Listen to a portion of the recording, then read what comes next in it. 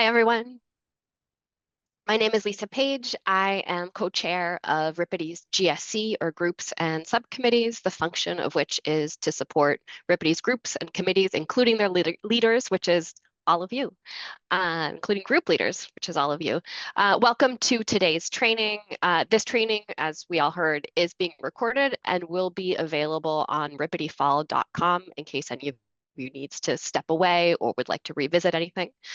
To start us off, I'd like to introduce Lily Gerontis, who is the chair of GSC and has been instrumental in putting these trainings together. Lily will walk us through our agenda for today and send us on our way. Lily? Thank you. Thank you so much, Lisa. Would like to welcome all of our group leaders and also our presenters. As Lisa mentioned, my name is Lily Gerontis. I co-chair with Lisa GSC, and we're very happy to bring this training to you. We're going to go through today a lot of material, but it will be recorded, as Lisa mentioned, and available to you on rptefall.com. So we're going to cover RPTE and the ABA, group leaders' role within RPTE, leadership and mentoring, and how to work with that group, connecting and communicating within RPTE to ensure a successful bar year, CLEs and publications for RPTE, and your role as group leader within that domain, coordinating with internal and external groups and government submissions, and diversity, equity, and inclusion to ensure we are all creating an inclusive environment that promotes diversity and what is welcoming to all. In the end, we will have a survey, a 3-question survey. It'll pop up on your screen. I'm just going to ask you to please give us your feedback. It will really help us build upon and improve these trainings every year. There are 3 questions. You will have to scroll down to see the 3rd question on your own laptop. So please don't forget to answer question number 3 at the end of this training session. So with that, I'm going to introduce you to Marie Moore, our section chair, who will continue with welcoming to this training. Marie? Hi, y'all. I'm here to welcome you and to tell you that we're going to have a fabulous year this year. Lily, can you advance, please? Yes. You know, this is a great opportunity for all of you.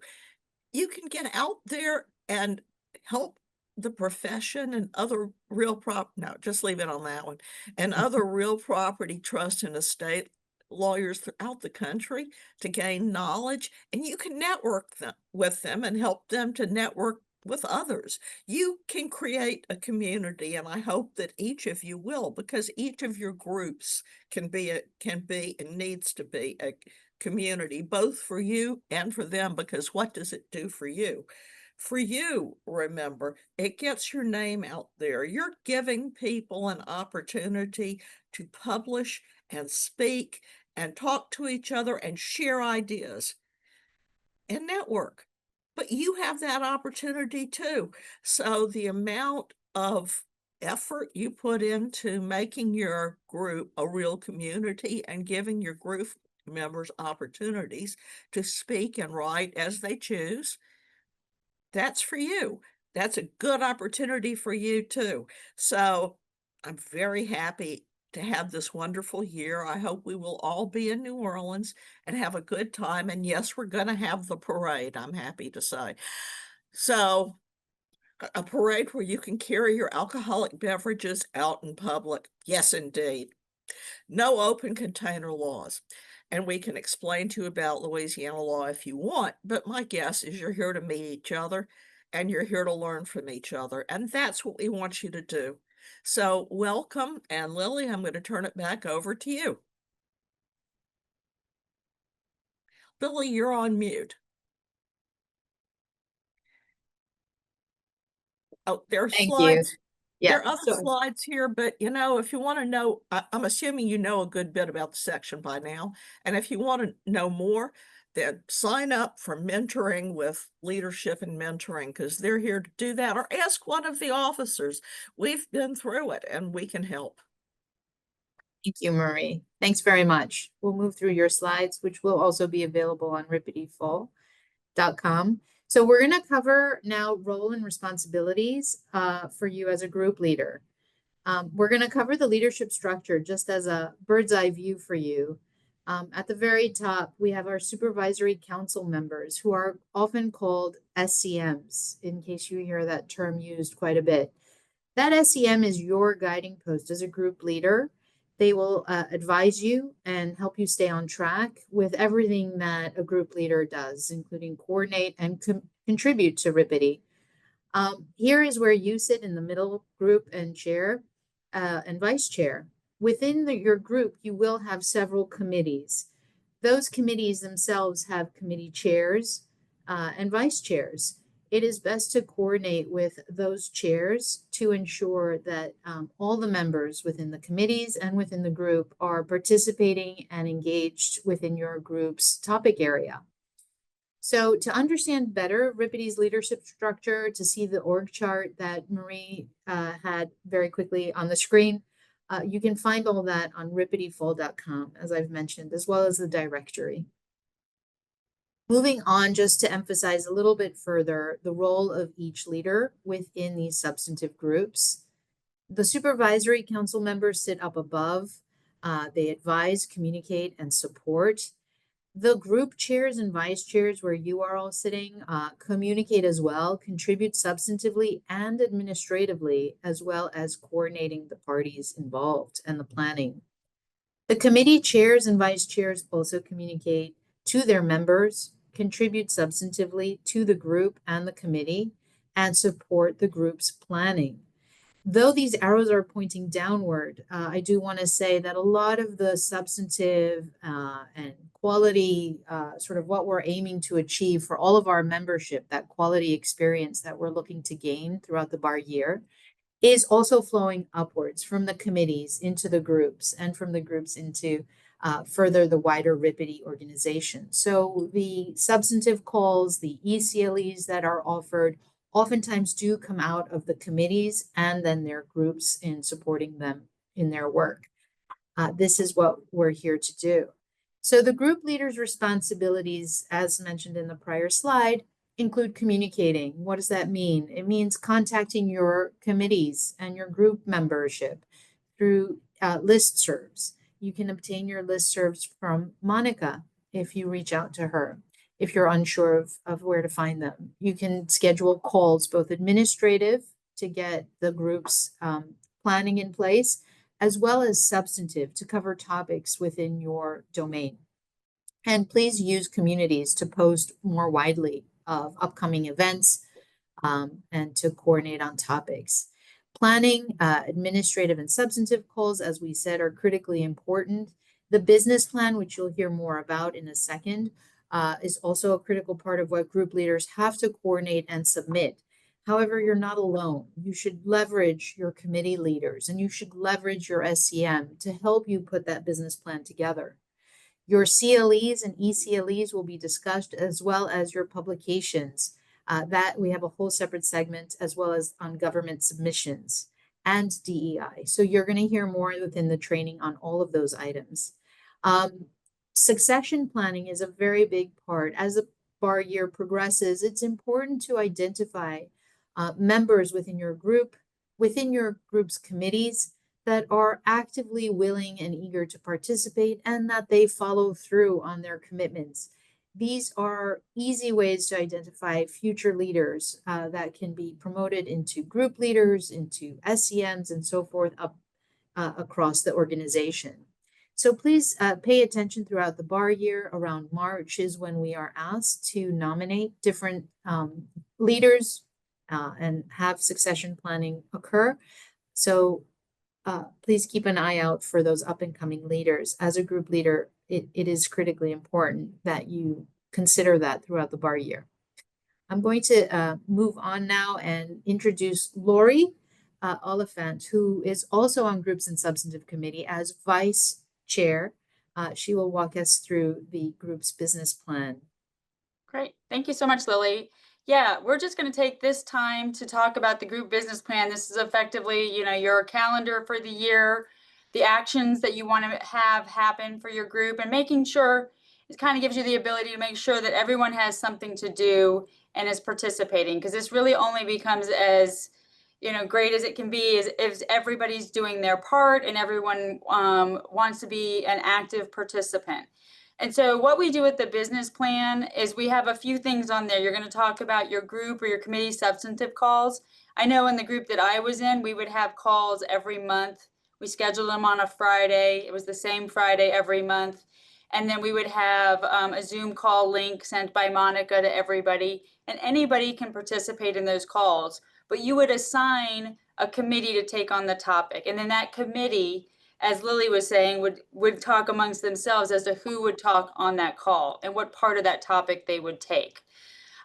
Committee level expectations. This is a really good point in your business plan where you might be talking about like your different committees to say, okay, this committee, we'd like to see you guys write about X, Y, Z because we see a regulation coming up in that, or we see a change in law, or we see a case coming down in that. And I think this is going to be really important for that particular committee to get in front of that. The National CLE Conference, this is very important. Every one of the groups is required to submit a proposal. Those are all sent to leadership and they decide which proposals are accepted. But we want everybody to have an opportunity to submit a proposal. Sometimes you'll submit 2 or 3 proposals. And I will say from experience that a lot of times the proposals that are like used with other groups often get picked. So if you want to use that as your way of getting your topic selected, feel free to use that little tidbit of information. We also want to use the business plan to talk about what we're going to do for others. Like, how are we going to let other people know what our knowledge is? We do that through ECLEs. These are webinars. They're presented throughout the year. A lot of times what we would do is like if we had one of our monthly meetings and we had a topic that we were discussing, we would ask the speakers then to submit a couple of paragraphs for an ECLE proposal. So that way you're just working off of the same knowledge that you've just gained. Similarly, you have writing projects. These are a little bit more intensive, but they can be very gratifying as you are either working through a very deep topic or you might be working with a group. You might want to publish in probate and property. I know I worked with a group of people on an article on the RPTE Law Journal, which was very interesting to work on and a really great experience. Again, collaboration. You want to collaborate. You want to make opportunities throughout the year to collaborate, not only among your committees, but in other groups. There's a lot, like I'm in the employee benefit, I was in the employee benefits group. And so we would find things to talk about with certain trust and estates groups. We would find things to talk about with certain real property groups. And we would try to get something together as far as topics.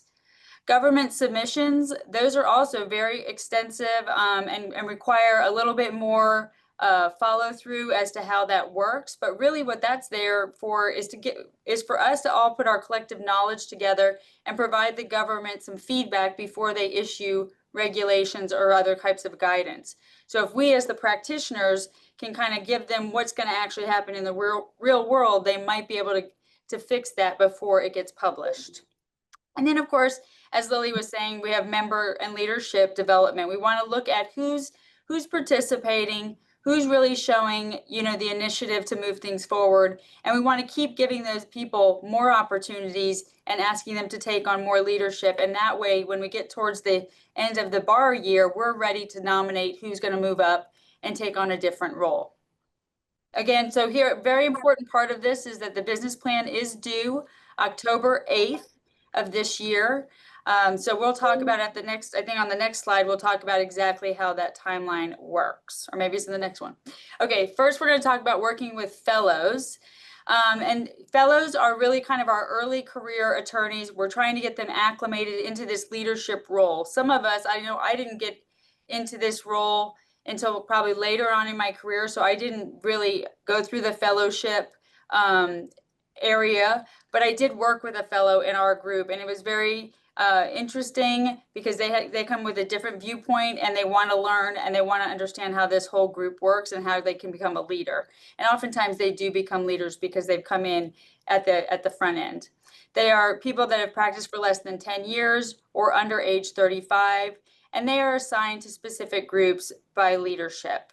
So what your assignment is if you get a fellow that's assigned to your group, you're just essentially going to be taking them in and letting them participate just like you would with your committees and their subcommittees and the like. So you want to get them on assignments, you want to ask them what their interests are, and then get them on that business plan as well. Next slide. So we're going to start with our wrap up. And this is really important because we talk about a lot of dates. And so you're going to want to have these things on your calendar. We're all very busy. So the more we have on our calendar, the less likely it will fall off. Just so you know, as you know, we're doing leadership trainings right now. This is the third of the 4 leadership trainings that have been scheduled. Our last one is on September 17th.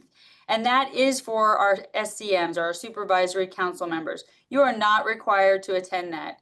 However, if you're interested in hearing what that means, what they actually have, what their role is, I encourage you to attend. You are absolutely permitted to attend that meeting. Going back to the business plans, this is a little bit different in how we've done business plans in the past, but it is intended to be helpful in that it gives you a specified date to get things done so that we stay on target for the bar year. So what happens is that as a group leader, you have a deadline as of September 24th to set the expectations for your committees. You're going to get a committee questionnaire and you're going to fill out the top of that, and then you give that to your committee leaders. On October 1st, your committee leaders have to complete the remainder of that questionnaire, and then they send that back to you. Okay, and then on October 8th, you have to complete the business form, and then you return it to your division vice chairs. Now, really, this isn't intended to be a micromanagement kind of exercise, but really it's intended to show how everybody is working together to get the business plan put together. Again, we're kind of trying to figure out what does the committee want to do? How do they see themselves functioning over the year? And we want to get it on paper so that we can show that we've done something for the year. Another really important date are the requests for proposals. Remember, we were talking about that national CLE that is actually held in the spring, but those proposals are due November 21st. So you want to start thinking about those topics right now. Like, you don't need to wait until November 20th to say, gosh, I think we should have gotten this RFP together. But definitely ask everybody at each of your meetings, what do you want to talk about? What do you think would be a really important topic that people would want to attend? And we can set that, and you can put that proposal together and submit it by November 21st. Again, some other important meetings. As group leaders, you're required to attend what we call the quarterly sub-council. Some people might call it the quarterly division meetings. They're calls. And so you call in, and everybody who's a group leader will be required to talk about what you've been working on for that quarter. I do, when I originally was attending these calls, I had no idea that I was supposed to be speaking or what I was supposed to be speaking about. But now, you know, you go through it a couple times, you see what's going on, and you get used to it. But here, I don't want you to be afraid. All you're doing is going on there. Effectively, if you have your business plan next to you and you can check off what's actually happened, that is what you're going to talk about on these calls. We've done this, we've done that, we're working on this. And that's all you're going to be talking about on those calls. So it's not a big lift for anybody to do because you're going to already have your business plan.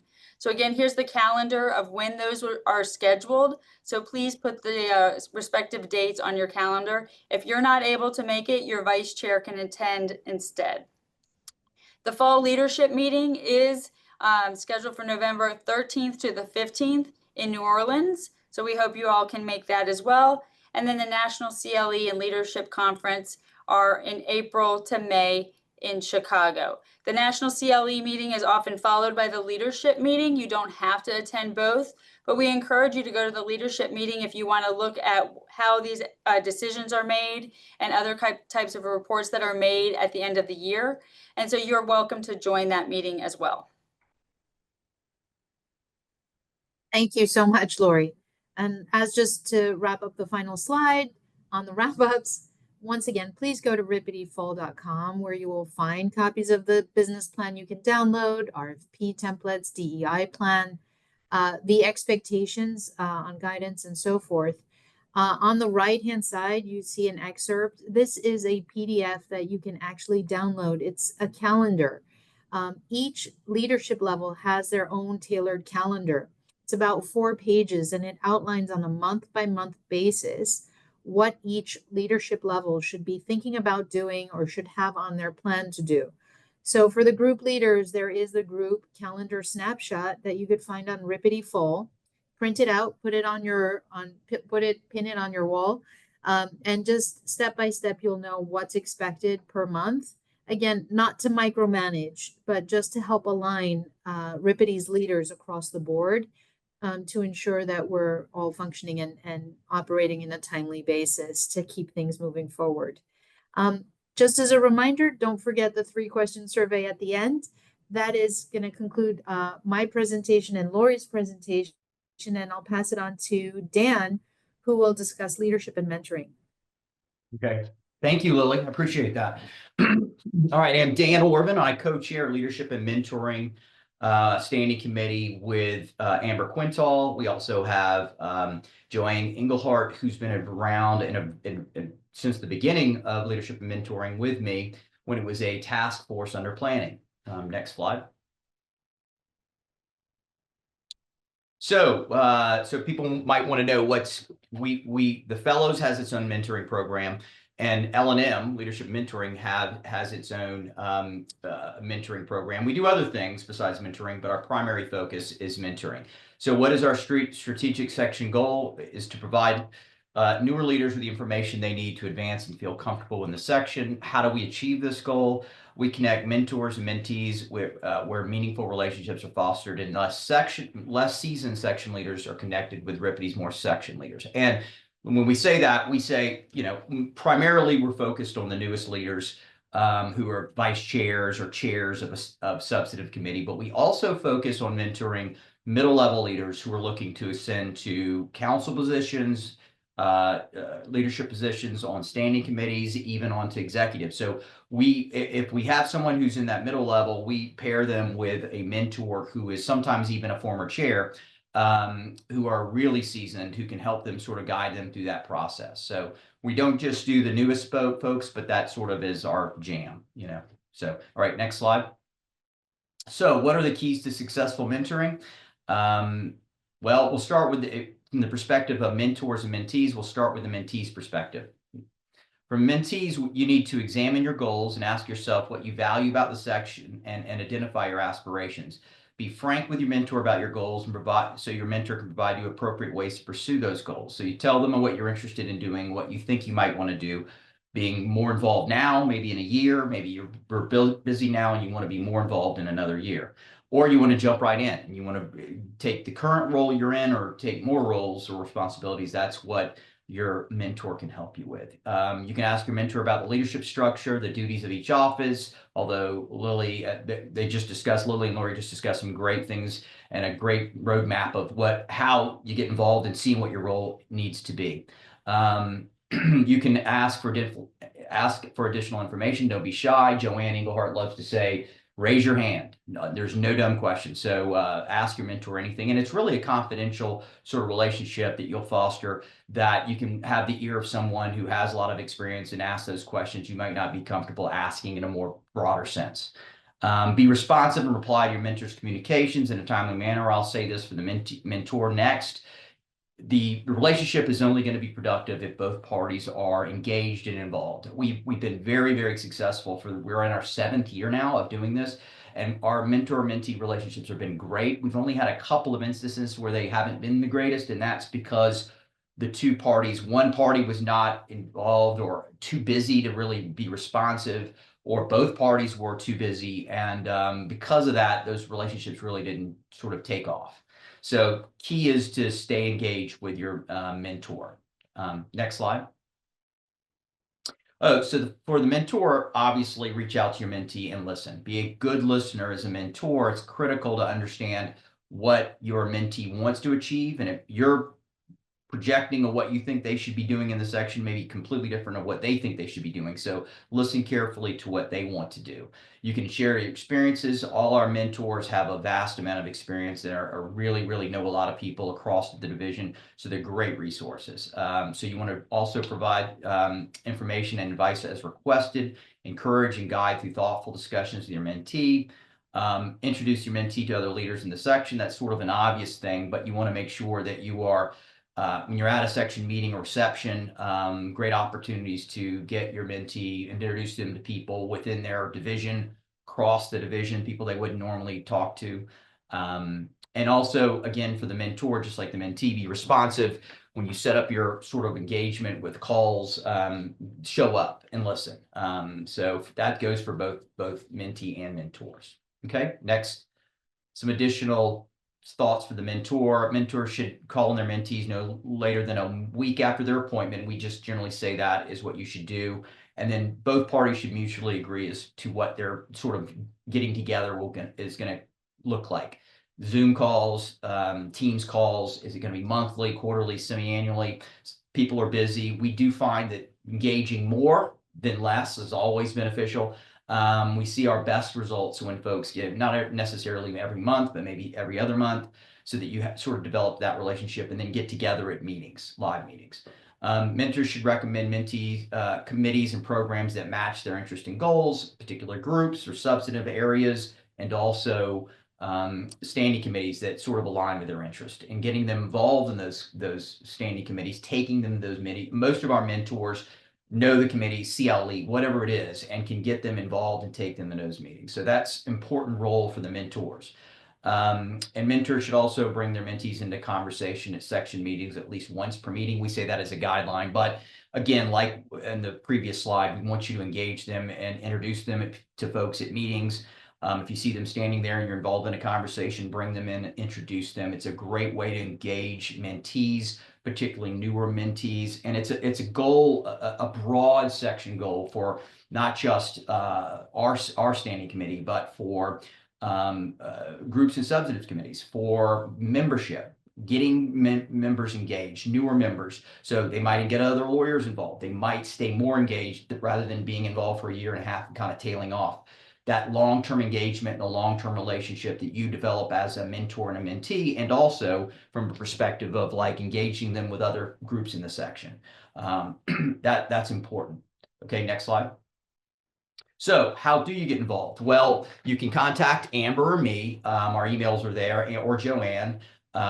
Or you can, call us directly. We're in the directory, and we're happy to discuss. If you're interested as a mentor or mentee getting involved, and please contact us. There's no bad time. So it's not any kind of part of the year. If we're not actively pairing mentors and mentees, we will put you on a list if you're interested in either capacity, and keep you in mind for the next round that we have. Okay, next slide. So the most important key is to enjoy your relationship and have fun. So open it up. I think I have a few minutes. I'm under the 10. So if anybody has any quick questions, I'm happy to answer them. If none, Lily? Hi, I'm Ray Prather. I'm going to be talking to you about communicating within RPTE, and then I will hand it over to Kelly, who will discuss some how to communicate within your groups and with other members of your team. So if you want to go to the first slide, Lily, I can jump in. So group chairs and vice chairs, your primary goal is to be the organizer and delegate tasks to the committee chairs and vice chairs. We are trying this year to really get committee chairs and vice chairs more involved, provide them with opportunities to feel like they are participating. That is something that we've heard from committee chairs and vice chairs, that they don't feel like they have enough opportunities to engage with their committees because everything is done at the group level. So we are trying to emphasize having your committee chairs and vice chairs do more. And a lot of that will be reflected in the new business plans that were discussed earlier. So, but to get into the communications part, if you want to go to the next slide, Lily, there are several ways to jump in and kind of communicate with the members of your group.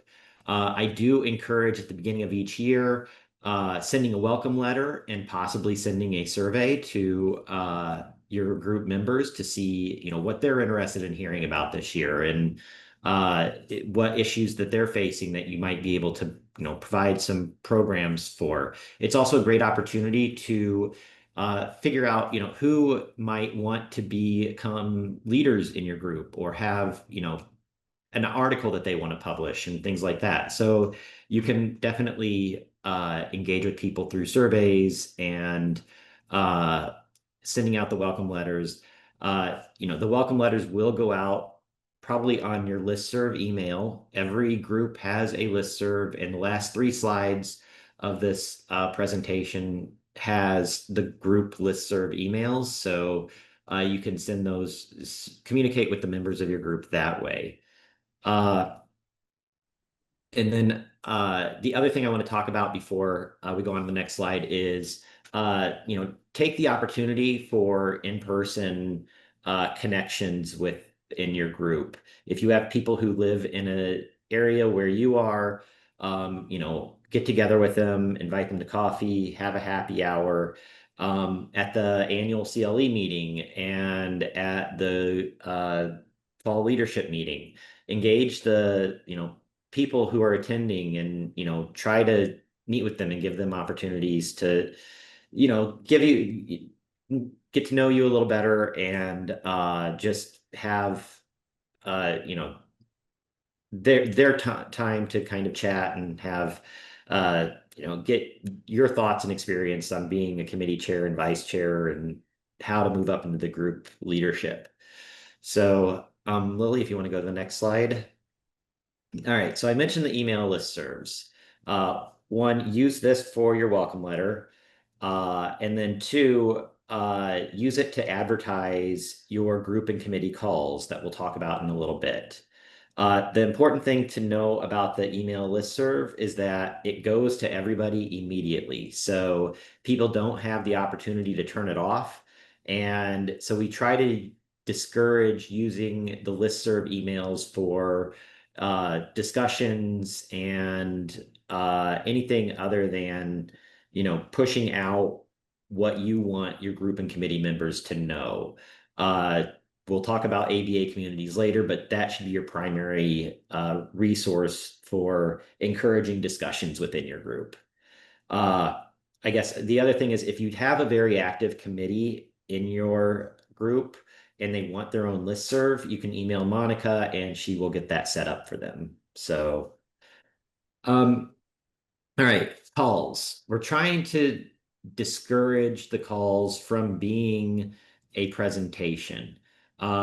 We really want this to be a discussion, almost like a study group where people will have a topic to talk about and you're engaging with members of your group to talk about that issue, discussing things that they've seen in their own practices, have the opportunity to ask questions and kind of see, what other people are doing around the country on the same issues. So the frequency of your group and committee calls really do kind of depend on the size of your group. In the charitable group, we did quarterly calls. It was a much smaller group, but I know income and transfer tax does almost monthly calls. But they have a lot more members and a lot more topics to discuss. Again,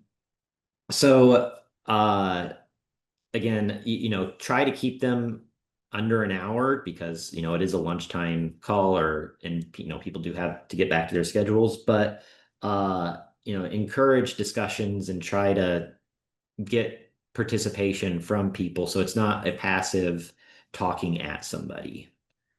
Next slide. ABA communities. So everybody has access to the ABA communities. The nice thing about ABA communities is that you can determine how often you receive updates from ABA communities and what's going on there. So if you're going to have a discussion, if you have a question that you want to pose to members of your group, that's really where you should do it. And then people can respond to the ABA communities board and People will get a weekly email or a daily email on alerts as to what messages have been posted and that sort of thing. One thing I would encourage you to do is to assign a moderator in your group to help encourage discussion and use, if somebody does pose a question, maybe the moderator can, request somebody to respond to that question that they know, might have some expertise in that area. Because it is a great place and a great resource, and we have all of this, brain power within Ripety, and I don't think ABA Communities gets used as often as it could be. So that's the other thing I would add. Next slide. And now I will hand it over to Kelly to discuss leadership and mentoring. All right, thanks so much, Ray. Hello, everyone. So I'm just going to piggyback on what has been mentioned already about leadership and mentoring. I know that Dan has talked about the formal leadership and mentoring program, but you all know that we are all leaders in this section, and we serve as mentors and mentees to each other. And so this is just to reiterate that as the group chair, you are serving, of course, you are the leader of that group, and the vice chairs as well, but the SDMs are there to assist you and advise and serve as an additional leadership and mentor in addition to the section leadership. We are all here to help with the work of the section, to make sure that everyone is working together and to provide the guidance that's needed on the committee level, so that during your calls, during your programming, when you're talking about topics, that we all have each other to pull from and to help each other. Next slide, please.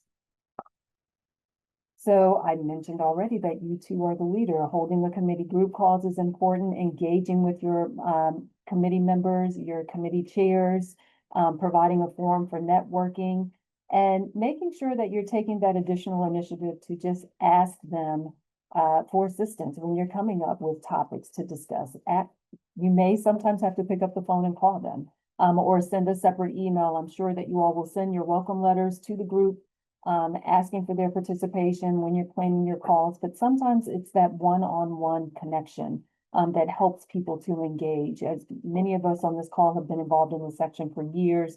And if you're like me, it was because, that 1, 2, or 3 people reached out individually to me to ask me to assist with a certain program. And that's really what got me going with moving forward in the leadership role and connecting with people.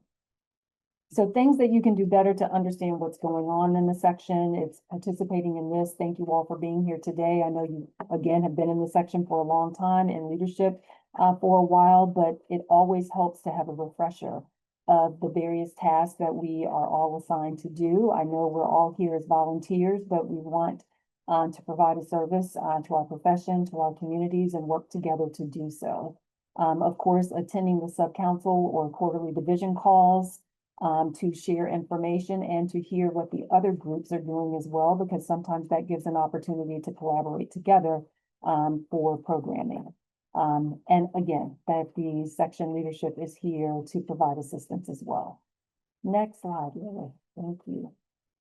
The fellows role. So I know that this was mentioned earlier. I think it was Lori that went over the fellows program, but just make sure that you're engaging the fellows. Again, this is one in particular where I think sometimes reaching out to the fellows individually will be more helpful, because they are early career and new to the section, and they may not have the comfort level to just throw themselves into the middle of a discussion. I know that they will have their plans as far as what they're supposed to be doing to contribute, but sometimes we will have to, or the leader of the group, you all will have to take the initiative to reach out to them and ask them to assist with moderating a call or moderating a program or co-authoring an article or whatever the task may be.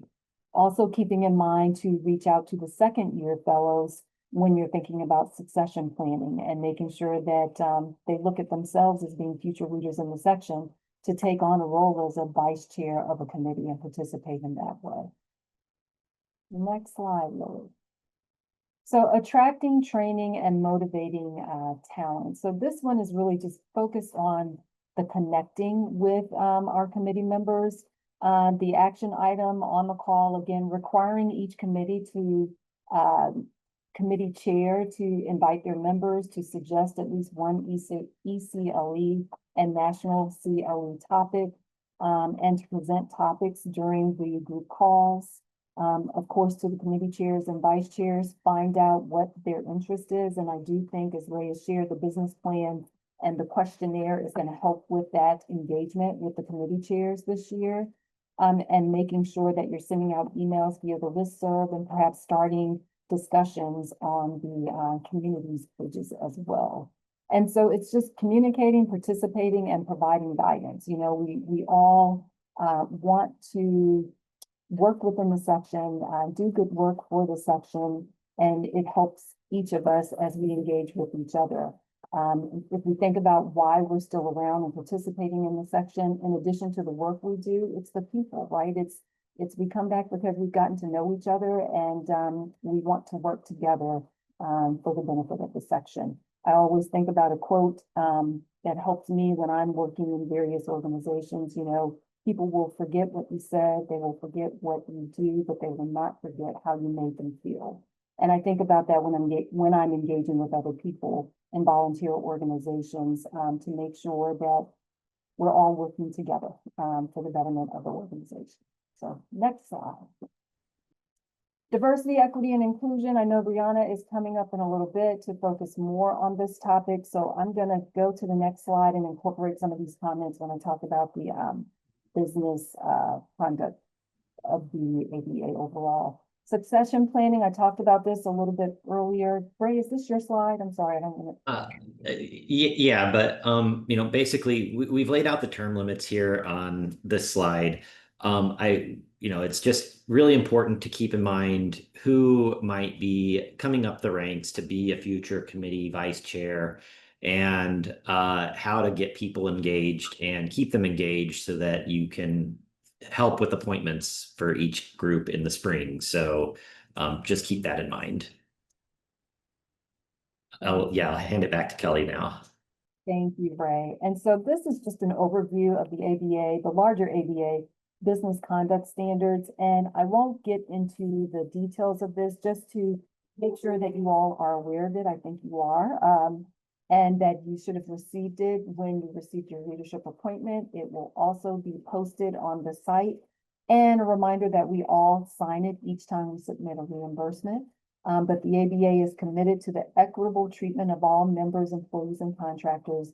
And we are obligated to conduct ourselves professionally and ethically, and to treat each other with dignity and respect.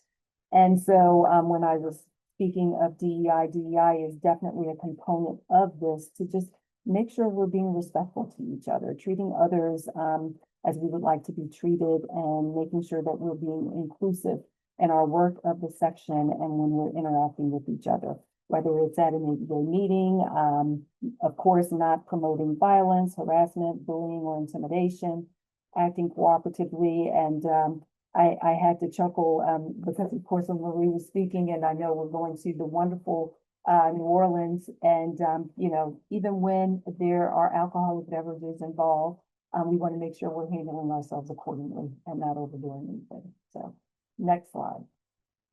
Again, ABA conduct standards, key points. I'm not going to go again into the details of this, but it is available for you all to read and review the different aspects of the conduct standards. Next slide, Lily. But what I do want to point out is how to report issues. If anyone ever has an issue, there is a ethics hotline. There's an email address that you can reach out to. You can reach out to the Office of General Counsel for the larger ABA. You can text or you can call. And also within our section, you can always go to our section director, Robin, or reach out to our diversity officer of the section, Christina Jenkins, or to our DEI committee as well, if it's DEI related. Next slide. Okay, that's it for me. Thank you. Right.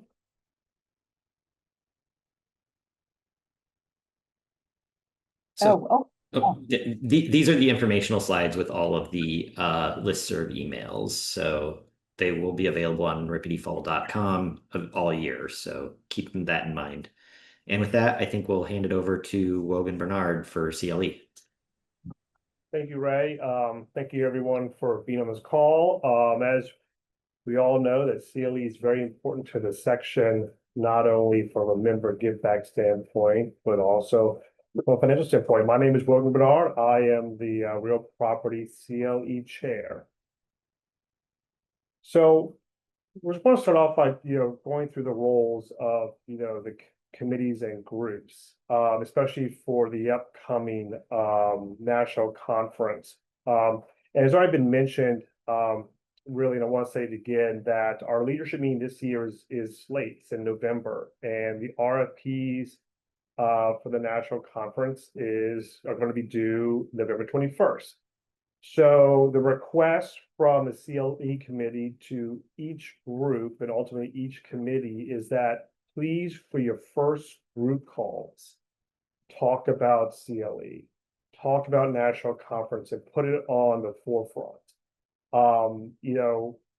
That way, hopefully, when the leadership meeting comes up, the RFPs have already sort of been well put together. I'll get to that in a few minutes of what's important.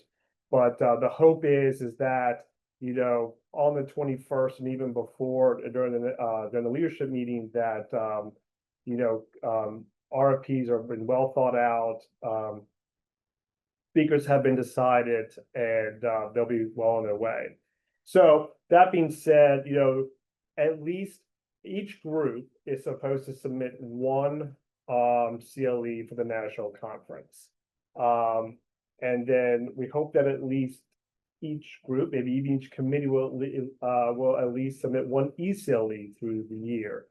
And I'll say this, we'll get the ECLEs in a minute, but I kind of forget this, is that, a lot of people, for some reason, I won't say they don't like ECLEs, but they think that, the live programs are better, and we should focus on that, which is important. But I will point out that ECLEs are put on demand. They never go away, and the amount of visibility speakers get on ECLEs, I would argue, is even greater than those for national conference. So just something to think about as you put them together. The chairs and the CLE committees have put together a guidance for CLE programs. We ask you to take a look at this. It's been massaged over the years, and it's really supposed to be an aid to all the groups and committees as to help put programs together. It covers, stands for accreditation, general tips, overview expectations. Next slide, please. So as I said, we've been said a couple of times, the national conference this year is April 29th to May 2nd in Chicago. There are two types of programs. I already mentioned that the group programs, so these can only be submitted by the group chair. At least one program to be committed, but it should be submitted. But groups can submit multiple programs. In many cases, the CLE committee has taken multiple group programs. They've picked one for the group program, and then they've taken another one and put as a standalone program. So just because we don't want groups to think they can only submit one program as a group. They can submit as many programs as they want. Standalone programs can be submitted as groups or committees. And then the other portion of the report is that we have joint programs. These are joint, RPTE programs. They can be joint with DEI related, but it kind of goes back to the prior comment that I made, that the sooner you can put together and submit RFPs, in many cases, the committee can take a look and we can go, oh, look, this would be a great joint program with another RFP submitted, or we can combine two programs for the national conference. So again, as always, there are two programs, a group program and a standalone program for the national conference.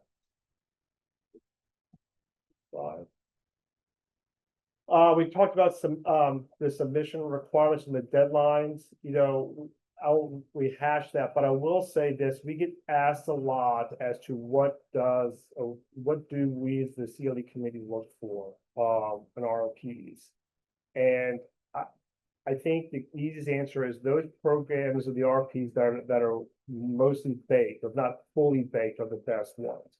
You know, the speakers are listed. It has a well thought out title, and it has very detailed description. You know, sometimes the descriptions are so vague and broad that we have trouble, you know, quite understanding what the program is really about. So the more detailed that the submissions can be, the better. We look for the best programs, the right mix of programs. So we don't want, you know, and I'll just, you know, pick on the RP side. You know, we don't want, you know, 8 leasing programs. They're all going to be great, but, you know, we want a mix between leasing and financing and hospitality. So we, again, encourage you to really start now and think about the programs of putting the RPs together.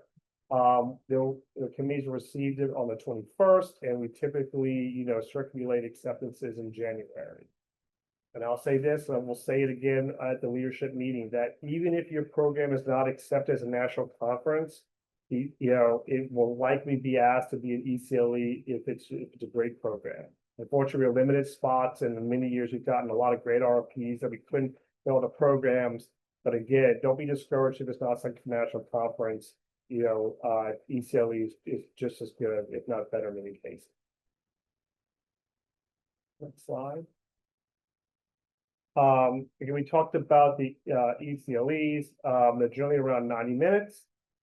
Anyone can submit it. It can be a group, it can be a committee, it can be, you know, basically anyone.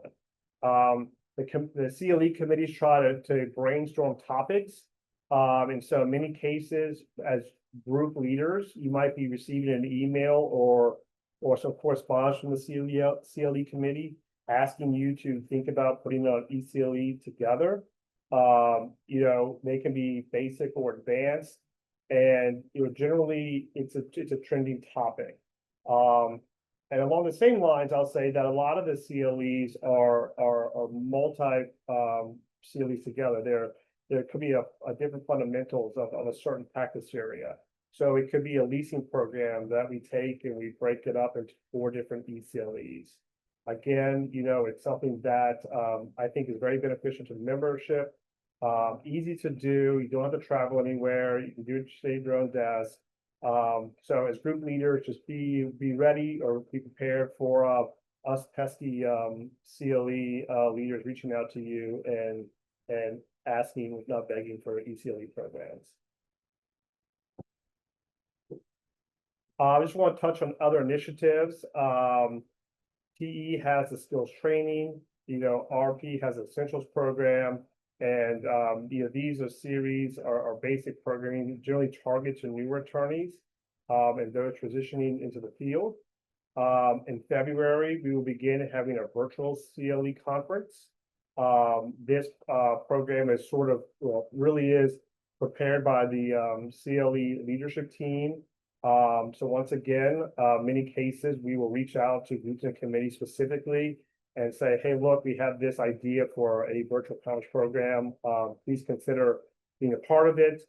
And then I will say this, that you know, we have member benefit programs that are not meant to be for CLEs.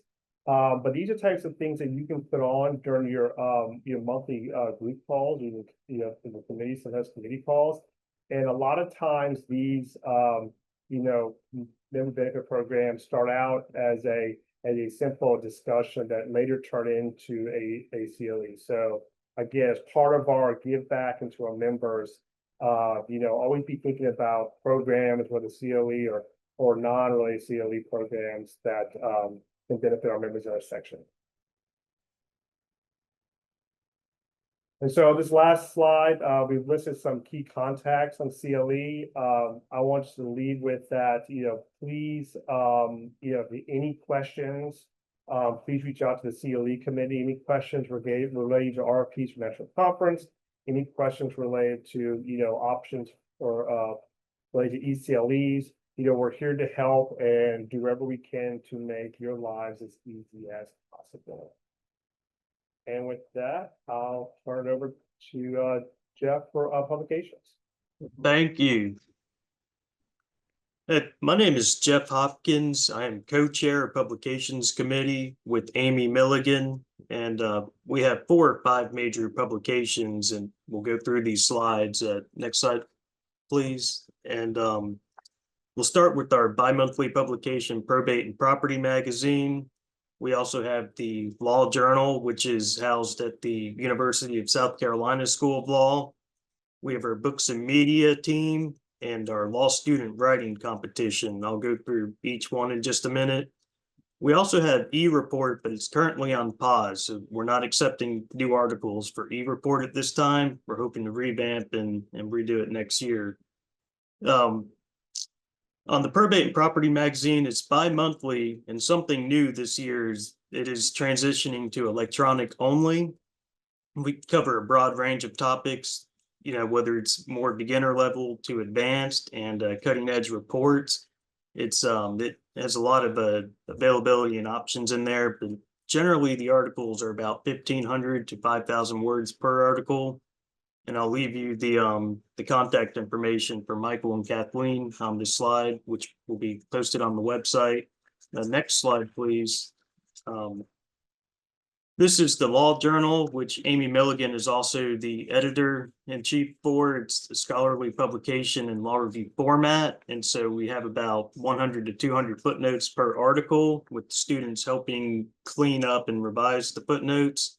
And most articles are about 10 to 100 pages.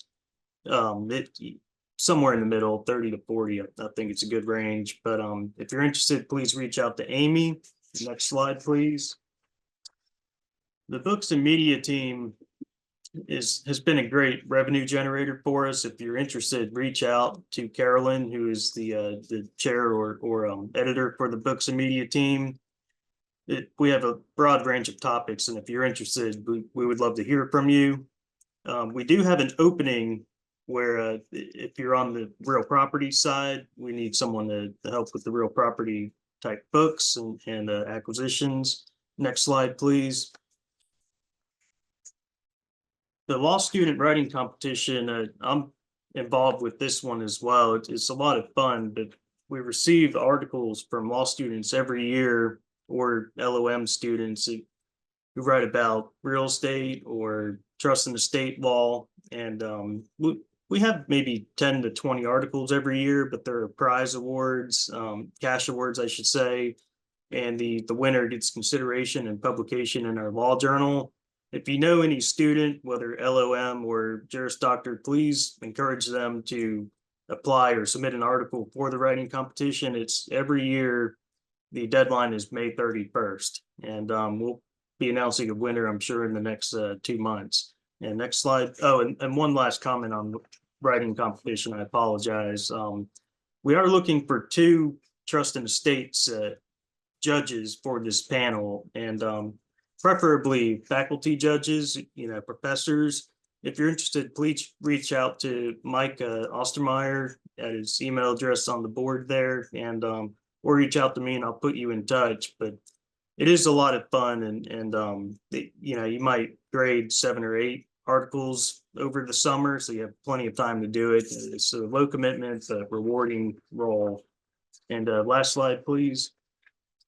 Make a personal call. If you're working on a CLE or you're presenting on a CLE, especially national conference or ECLE, if you're interested, you could also, while preparing for that, work on an article or use your outline to convert it to an article to submit to one of our several publications. We usually reach out to CLE speakers to encourage article submissions, but we'd like to put this out on the front end. If you're interested, you might draft your outline in a way to make it easier to convert it to an article after the fact. And if we have any questions, I'll take them now. If not, I'll pass it to Professor Lapian. All right. Thank you.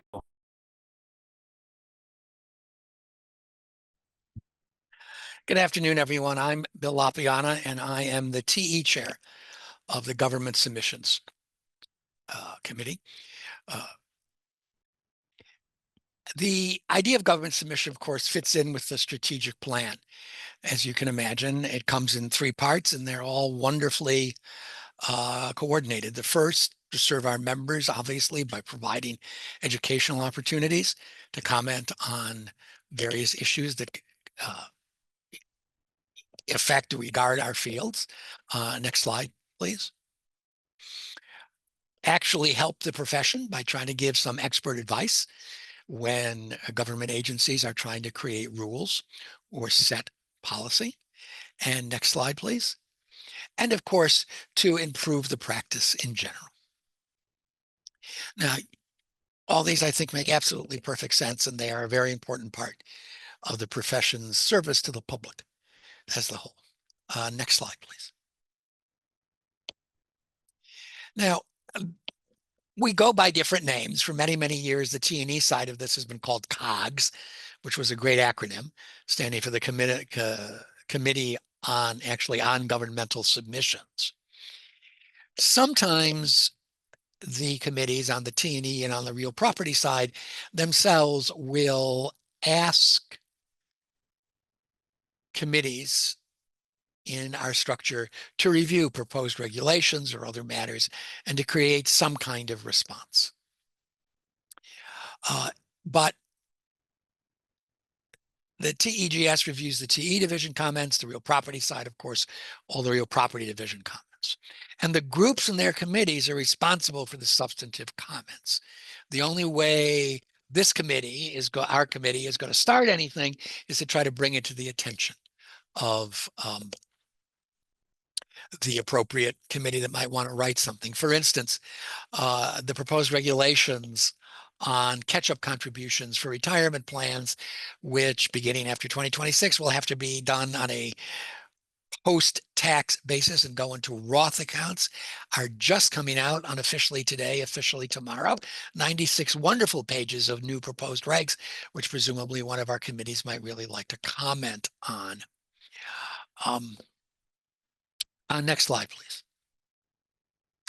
Now, the procedure for submitting comments depends on under what authority they're being submitted.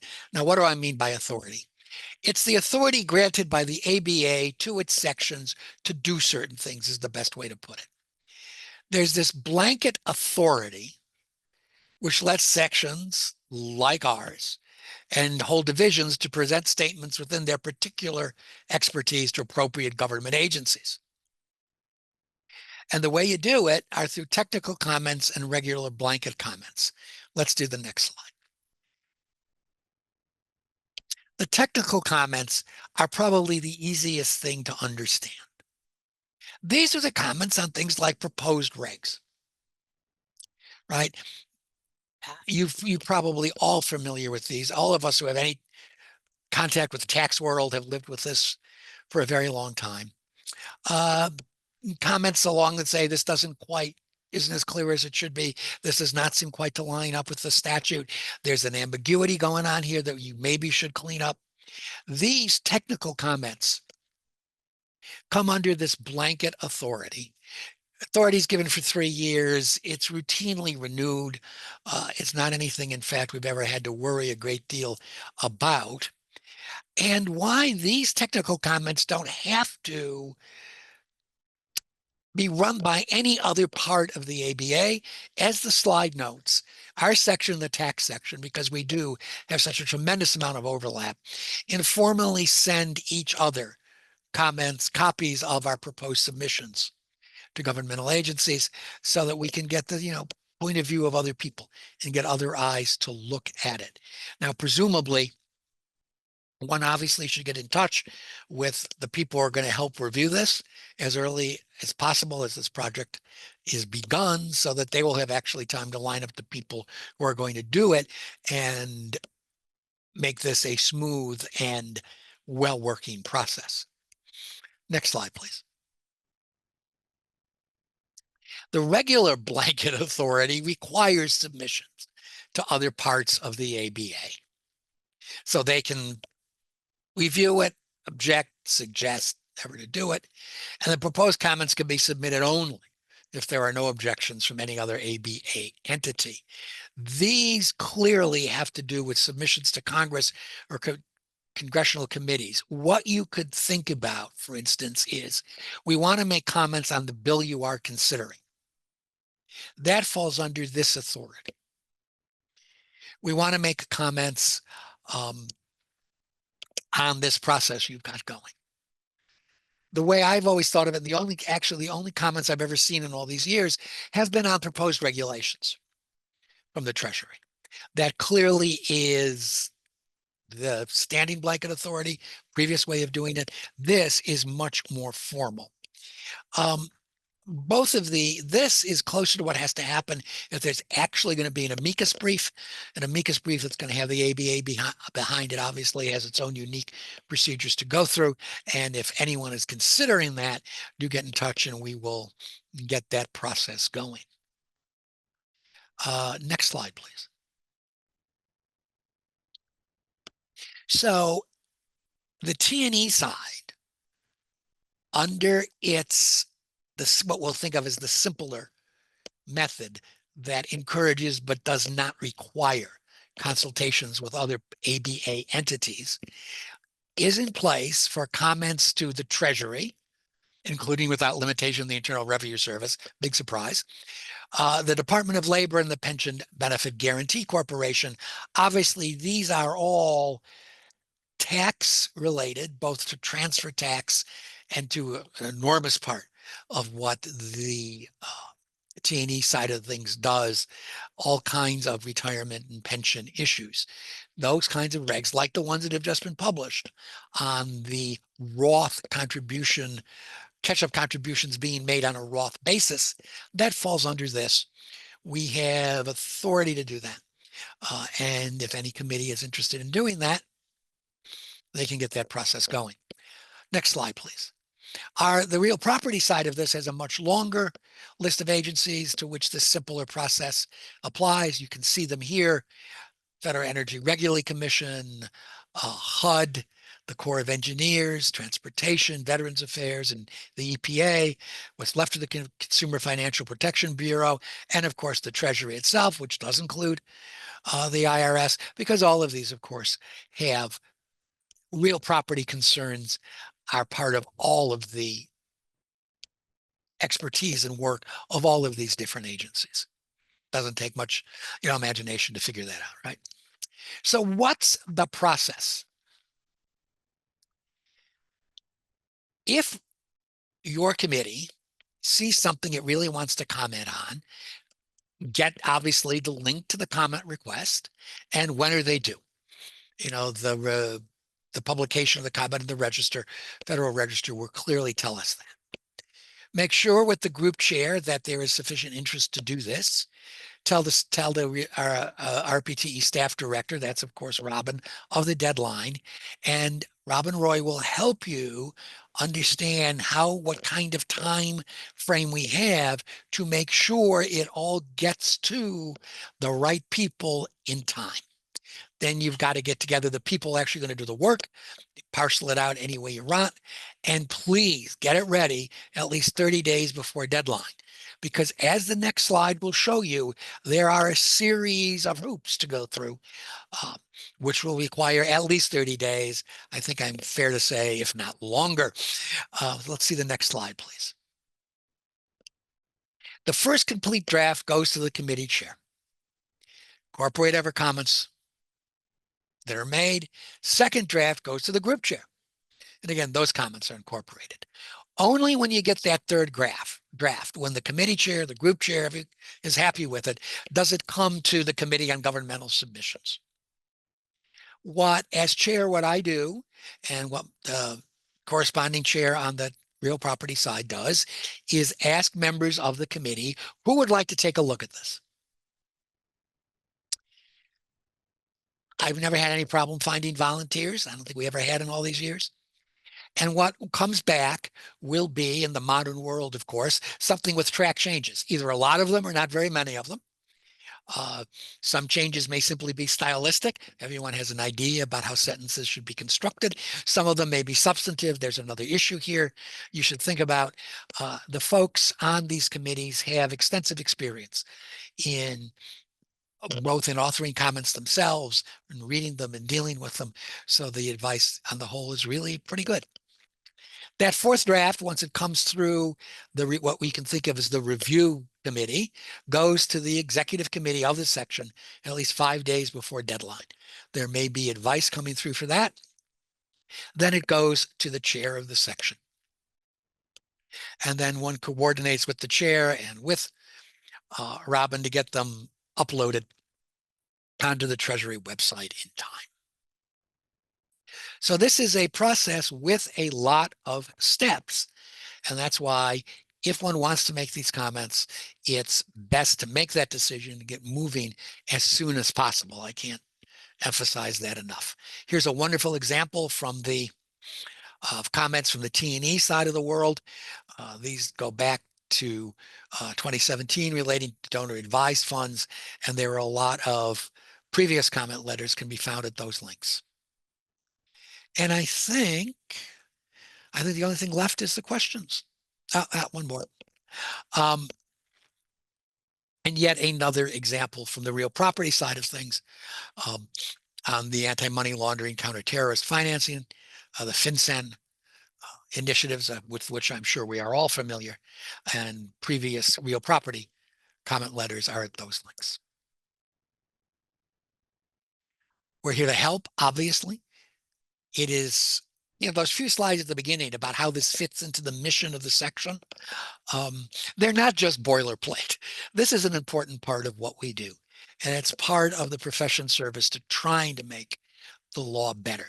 So if there is the will to take up making comments on what these proposals are, I urge you to get involved, get your committees and your sections to work on this and work on a timeline that will allow us to have some input on what comes out and how the administrative state is actually going to operate. And that leaves us with the questions.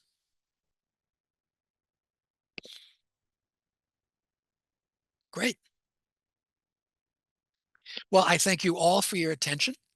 I earnestly hope to have some stuff to work on in both the T&E side and the real property side this year. As I said, someone might want to take a look at those proposed regs on the Roth required Roth contributions for the catch-up contributions.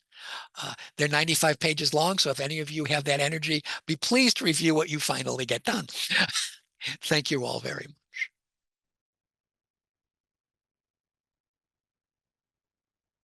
Hi, good afternoon, everyone. This is Brianna Frazier, and I am co-chair of the Diversity, Equity, and Inclusion Committee for RPTE. Next slide, please. I do want to be cognizant of everyone's time. I know we're almost at the end of our training session here, so I'm going to go through some stuff a little bit quickly. Firstly, I wanted to point out that diversity, equity, and inclusion is very important in the overall ABA. They have goal 3, which you'll hear referred to just as goal 3, but I do have it on our slide here. Goal 3 for the ABA is to eliminate bias and enhance diversity. And then they have the objectives to promote full and equal participation in the association, our profession, and the justice system by all persons, and to eliminate bias in the legal profession and the justice system. The ABA has gone further to include their DEI policy for CLEs. So if your group or any of your subgroups are going to put on CLEs, we just want to keep in mind the overall DEI goals and that the ABA has. Next slide. Okay, and then we want to talk about DEI in the RPTE section itself. So we do have a DEI mission statement, which I have here on the screen for you all. I'm not going to take time to read through everything, but it is important for our section to make sure that everyone feels welcomed. The members, those who are just attending our programming, things of that nature. But we also want to make sure that the programming and the events that we're putting on keep DEI at the forefront as well. So from the topics that we are presenting on to the representation of our speakers. We want to make sure that we have DEI at the forefront, and as leaders of the groups of the section, we just want you all to keep that at front of your mind, and also make sure that your group members and committee members are also keeping that at the front of their mind too. Next slide. All right, and then so continuing with DEI and RPTE, I just want to make some of you all who may be newer to the section aware of the programming and events that DEI has in its hands in throughout the section. So from the DEI committee itself, we have our DEI book club, which we select a book that touches on different topics, and we ask everyone to read the book, and then we come together to speak on the book, whether we have the author present or we just have a moderated discussion about the themes and the significance of that book. We have the law school outreach visits, which is housed under the membership committee, but DEI is involved, and we do like to make sure that we are not only focusing on the major schools, but we're hitting different regions across the US, and we're hitting the smaller law schools as well as the larger law schools. The Walking the Walk program, which is a newer program that's housed under the DEI committee, wherein we are in search of people or programs or organizations who are doing the work to enhance diversity efforts within real property practice or trust and estates practice, or both. So we really just want to highlight those individuals, those programs, those organizations by not only meeting with those people, but also having just like a fireside chat where we can invite our members, our community to come listen and learn more about that organization. I don't want to read through all of these, but a big part of DEI in the section is to make sure we're reaching out to our affiliate organizations, especially the real property trust and estates sections that our affiliate organizations may have, so we can do collaboration with programming so that we can touch on topics that may be specific to such organizations, and just kind of not only enhance RPTE as a section, but also reach across the aisle and help enhance other organizations as well. The DEI committee does put on its own in-person and virtual CLE programs, but if your group or if any of your sub committees are interested in hosting or collaborating with the DEI committee on a CLE or a virtual CLE topic, please reach out and let us know. We would be more than happy to help in whatever way we can, whether that's helping to flesh out a topic, source speakers, whatever the case may be, we're available to help. As has already been touched on with the RFP process coming up, RPTE does allow DEI to have at least a few slots for programming at the National CLE conference. So we are working to get some programs together. If you know that any of your groups or subgroups have an idea that may be DEI related and you would like to collaborate, please reach out to us. We would be happy to discuss further. And next slide, please.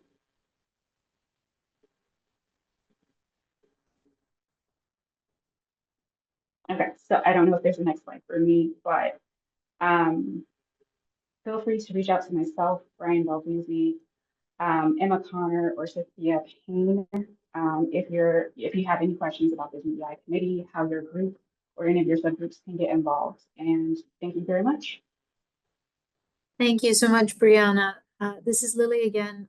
We've come to the end of the training session for our group leaders. I just want to thank all of our presenters for giving us their time to support this training. And I want to thank all of the participants who joined in to hear about the roles and responsibilities and all the ways that our group leaders participate to make RPTE a great organization.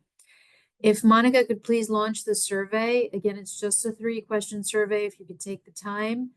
Don't forget to scroll down to question number 3. If you have the chance, it would be great to hear from you. Thank you so much. I'm filling it in myself. And